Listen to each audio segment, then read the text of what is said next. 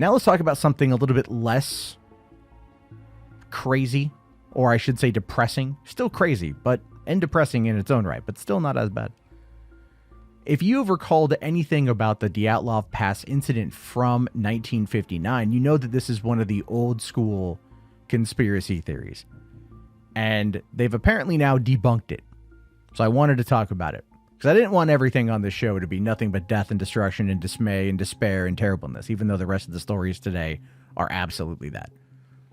So an article here from RT says, so no UFOs or secret arms tests? Investigators say they've uncovered the true cause behind the mysterious Dyatlov Pass deaths in 1959. Going on to say, the gruesome, unexplained deaths of Soviet hikers at the Dyatlov Pass in 1959 have inspired countless theories about UFOs and even secret military tests. Now, Russian sleuths have revealed the Nature's Wrath actually killed the group. 9 graduate students from a local technical university in the Urals region, led by Igor Dyatlov, embarked on their ill-fated hiking trip in February of that year. Being experienced and well-equipped for the journey, they were planning to cover over 350 kilometers on skis through extremely harsh terrain in the northern Ural Mountains. It was all going fine initially, and many had happy photos left by the group to attest to this, but the hikers failed to send a signal from their scheduled endpoint, triggering a rescue operation. When they were finally found, it was shocking and truly puzzling sight. Their tent was discovered on a slope, which locals would later call the Mountain of the Dead. It was empty, cut open from the inside by some sharp object. All students' belongings, including shoes, had been left there, intact. The bodies of 2 hikers, dressed only in their underwear, were found lying under a pine tree more than a kilometer away from the tent. Some of the hikers sustained massive internal injuries, skull fractures, and chest damage. One woman was found with her eyes, tongue, and part of her lips missing.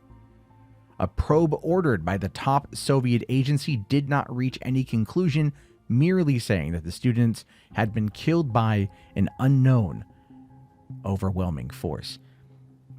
And this unknown, overwhelming force has spawned and sparked so many thoughts and discussions about the Dyatlov Pass incident that even to this day you will find people discussing it. But now an investigation into the tragedy has taken place, saying here that the investigation into the tragedy, one of the greatest mysteries of the Soviet era, which even inspired a Hollywood thriller, Devil's Pass in 2013, was relaunched last year. Let me just quickly actually stop this for a second. I worked on Devil's Pass back in 2012. I was brought in after reading the script when I was doing some freelance social media work for the company Aldemisa that was producing it. They brought me in, I pitched them a viral marketing plan, and they actually went with it for a little bit until after they showed me the first cut of the movie, and the movie's not good. And I gave them my honest opinion, and they fired me the next day. I'm not even kidding you. I still have all of the behind-the-scenes footage on some hard drive somewhere that they shot because I told them to go out and shoot it. Anyway, I just thought that was a nice little interesting caveat to that. Like, that's my connection to the Dyatlov Pass incident, is that I just did a couple months of work on the really bad movie directed by Rennie Harlan back in 2012. But anyway, moving on. The assumption from the investigation that an avalanche had caused the death of the 9 young hikers in a remote area of the Ural Mountains has found its full confirmation, coming in from Andrei Kutyakov, the deputy head of Russia's General Prosecutor's Office branch in the Urals.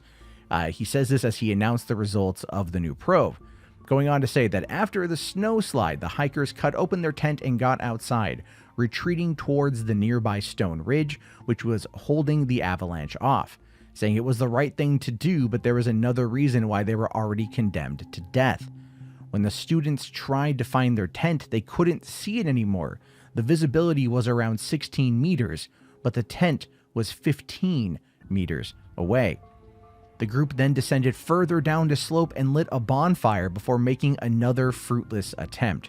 With no chance of surviving, the people eventually froze to death at temperatures of up to minus 45 degrees Celsius.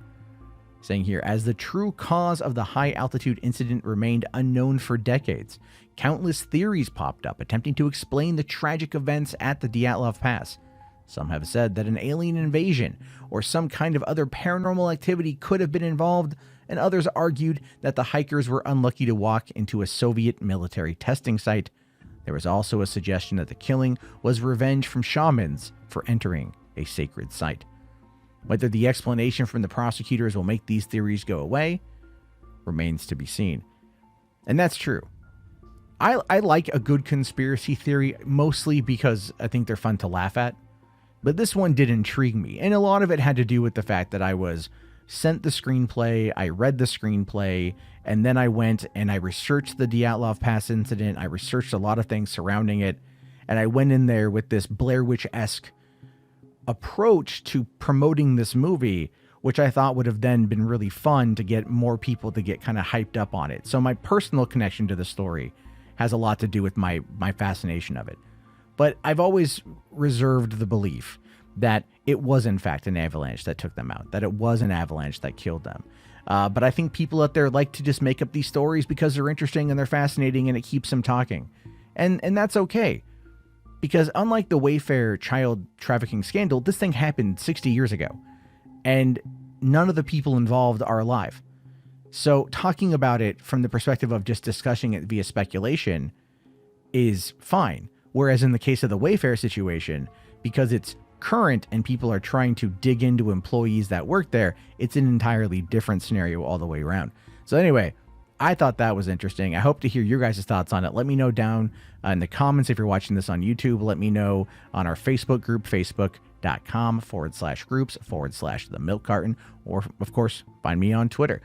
Thank you very much for listening to this clip from Milk Carton Mysteries. If you'd like to support the True Crime Podcast, be sure to become a channel member. For as low as $1.99 a month, you get full episodes in video form, as well as private live streams where we go over cold case files and all that good, happy, fun stuff. So again, I thank you guys for checking out the video. Have yourself a great day, and peace out.